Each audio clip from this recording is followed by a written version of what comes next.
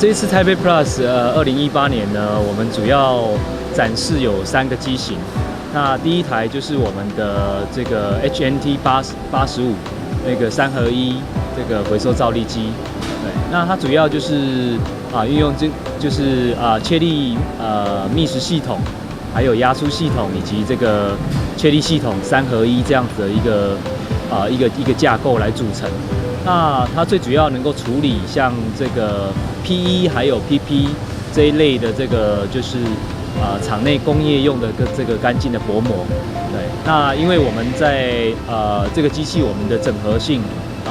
具有很高的这样的一个整合性以及搭配这个全球知名品牌的这样的一个核心零组件。那再加上我们在针对每一个核心单元的加工零件的部分都有很精准的这样的一个公差的这样的一个精密度的控制，所以能够造就这个整个机台呢，它是以非常虽然是以非常简约洗练的这样的一个造型来呈现，但是它所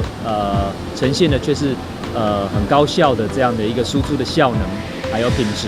另外，我们值得一提的就是我们这一次用这个Ripple Air 120型的这样的一个风冷式的这个回收造粒机比较创新的一点，它就是改用这个风冷式的这样的一个冷却来进行造粒。那它最主要的一个特性跟优势呢，它就可以大幅的去减少这个能源的这个损耗，造粒的品质因为它的本身它是没有含水率的，所以它变成说它在最后在回用到我们的吹带机的时候，它回收的这个比例可以增加到40%那就比传统是这个水冷式的回收机它要高出至少10%以上。这一台我们透过这一次的这个2018年这个经济部还有基地工会所办的这样的一个橡塑胶机械研究创新竞赛呢，我们也获得这个佳作奖的这样的一个殊荣我们也因应很多这个东南亚啦，还有中南美洲这样的客户的需求，那我们也推出这个装模头吹带机这个部分。那它最主要的一个产品的一个竞争优势就是说，它可以在同一个时间呢，它可以同时产生两个不同宽度